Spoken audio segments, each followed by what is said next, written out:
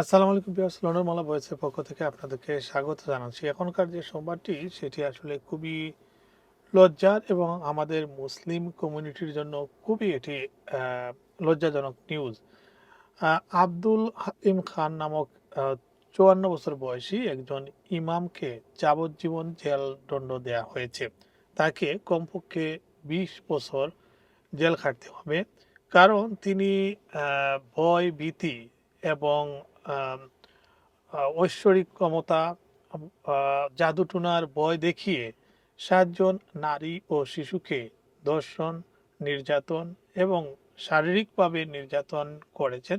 সেটি আদালতে প্রমাণিত হওয়ায় তাকে লাইফ সেন্টেন্স বা যাবজ্জীবন জেল দেওয়া হয়েছে। তাকে কমপক্ষে ২০ বছর জেলে থাকতে হবে।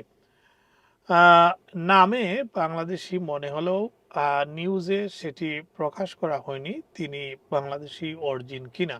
বাট তার নাম যেটি বলা হয়েছে আব্দুল হালিম খান। তার বয়স হচ্ছে ৫৪ বছর এবং ২০০৫ সাল থেকে ২০১৪ সালের মধ্যে তিনি এই ঘটনাগুলি ঘটান এবং তার বিরুদ্ধে ২১টি অভিযোগ আহ, প্রমাণিত হয়েছে। এসব অভিযোগের মধ্যে ছিল ধর্ষণ, যৌন নিপীড়ন এবং এই ঘটনায় ন্যাক্কারজনক ঘটনায় সবচেয়ে কম বয়সী যে শিশুটি তার বয়স হচ্ছে ১২ এবং আদালতে বলা হয়েছে তিনি ১৩ বছরেরও একজন শিশুকে ধর্ষণ করেছেন। তার ডিম্বাশয়ে ক্যান্সার হয়েছে এবং সেটি চিকিৎসা করার নামে তাকে এই অপকর্ম করা হয়। স্ন্যার্সবর্গ ক্রাউন কোর্টের বিচারক নেসলি কাথবার্ট বলেন, খান ধর্মীয় নেতার মর্যাদা ও মানুষের বিশ্বাসকে নিজের নিজ যৌন আকাঙ্ক্ষা পূরণে ব্যবহার করেছেন। বিচারক আরও বলেন, তিনি ইসলামের শিক্ষা বিকৃত করে মানুষকে ভয় ও বিভ্রান্তির মধ্যে রেখেছিলেন।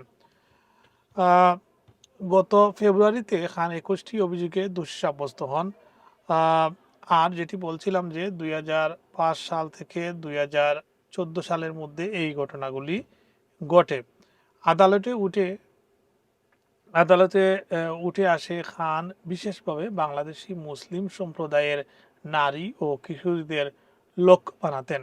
তিনি বিশ্বাস করতেন সামাজিক লজ্জা ও ধর্মীয় ভয়ের কারণে ভুক্তভোগীরা মুখ খুলতে সাহস পাবেন না। এক ভুক্তভোগী আদালতে কান্নাজড়িত কণ্ঠে বলেন, খান কোনো মানুষ নয়, সে যেন শয়তানের প্রতিচ্ছবি।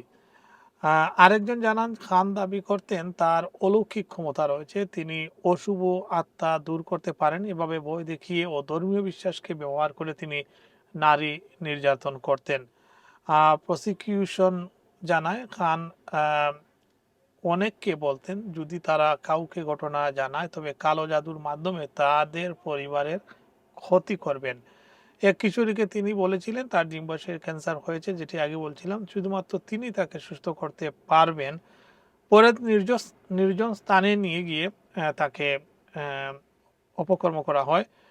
মামলা তদন্তকারী কর্মকর্তা ডিটেকটিভ চিফ ইন্সপেক্টর জেনি রুনান বলেন, খান নিজেকে সম্মানিত ও বিশ্বাসযোগ্য ব্যক্তি হিসাবে উপস্থাপন করলেও বাস্তবে তিনি মানুষের দুর্বলতার সুযোগ নিতেন। ভুক্তভোগীদের ধর্মীয় বিশ্বাসকে অস্ত্র হিসাবে ব্যবহার করে তাদের চুপ করিয়ে রাখতেন।